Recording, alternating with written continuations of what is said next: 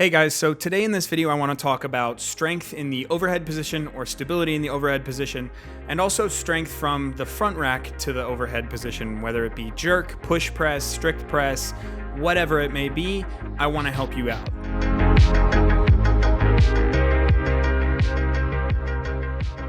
So the first video I want to point out is a video of Opti Alkadov, a Russian weightlifter, doing multiple reps of sub-maximal jerks. In my opinion, Opti's overhead position, particularly in the jerk, is second to none. So if we're looking at the front rack position, Opti's elbows are forward, but they're not up. They're slightly forward and out. Now, typically, if people have mobility issues or strength issues in this position, their elbows are going to come up and in, or they're not even going to be able to hold onto the bar with the full hand. It's going to roll back into the fingertips. So we're going to go over a few mobility things to fix the front rack and to get you ready to do something like Opti is doing. But I want to break down exactly what Opti is doing that I really like, and it's something that I try to coach. So in this video, you'll see that Opti, when he dips and when he catches, he breaks at the knee and at the hip. Typically, if someone doesn't have the mobility or the certain positional strength, they'll only break at the knees. And this causes more of a biomechanically weak position, but it's basically because you're bailing out your thoracic spine or certain areas of the hips, knees, and ankles where you're not strong enough. After driving, you're going to want to basically catch in that exact same position. Opti is more of a hybrid squat jerker and power jerker, but for this purpose, I think that it's important for us to work on our mobility with sub-maximal weights similar to what Opti is doing. I'm not saying to squat jerk or even have a hybrid squat jerk, but it's important to have that ability to bring the hips slightly back and also bring the knees forward at the same time.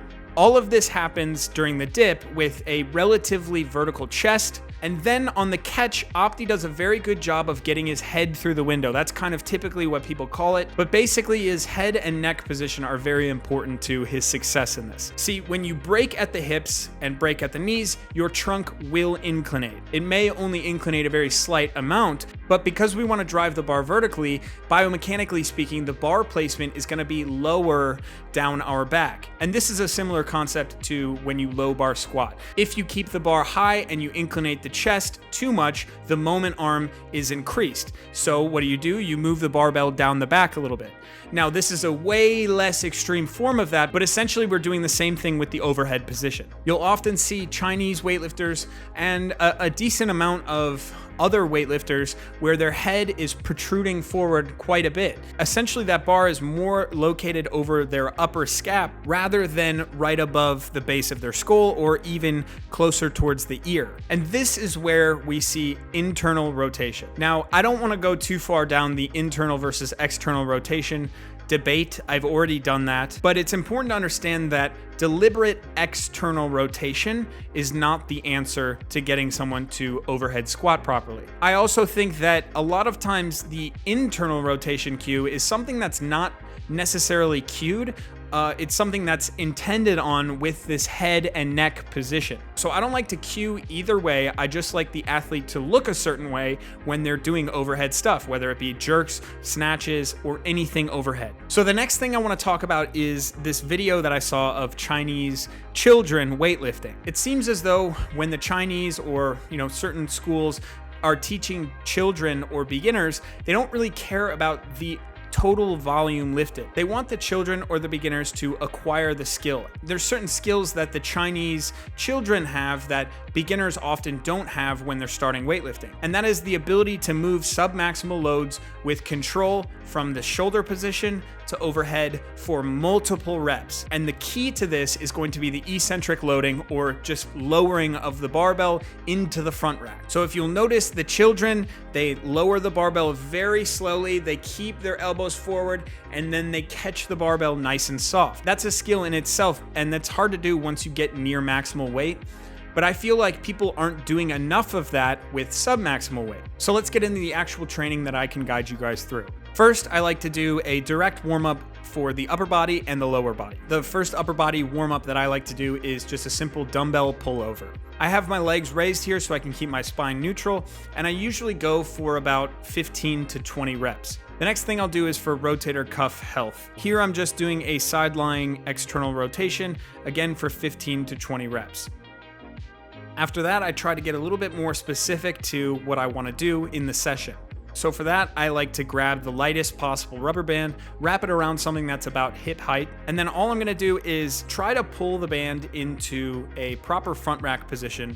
Then I'm gonna break at the knees and hips deliberately, and then I'm just gonna press straight up and down. Now this is gonna be very hard to do because you have that load pulling you forward, but to me, this is one of the best warm-ups for the jerk. Then I grab the barbell, put it on my back. I do 15 to 20 calf raises to get my ankles nice and loose. I use the edge of the platform for this. You can use a plate, you can use something else just to have your toes raised and getting a full range of motion. After that, I do a heel raised back squat, and basically this just targets the quads.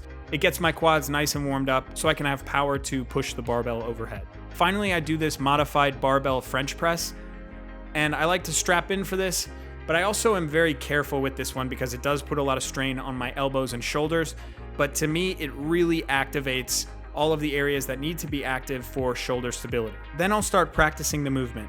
Chin high, eyes forward, bending at the knees and the hips, using my quads to drive the bar vertically, and then kind of catching in that exact same position that I dipped from. After catching, I want to pause in that flexed position and then bring the barbell down softly. So typically people will catch, stand, and then they kind of get caught in this limbo place where they have to let the barbell slam down on them. For this, the idea is control.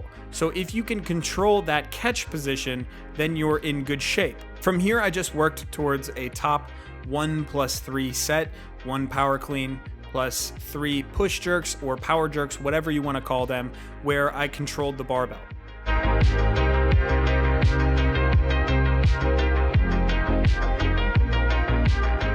And you can see on this top set of 130 kilos, I started to lose a little bit of control, so I shut it down there. I probably could have gone a little bit heavier, but again, the idea was control and positional strength, and I felt like that was enough.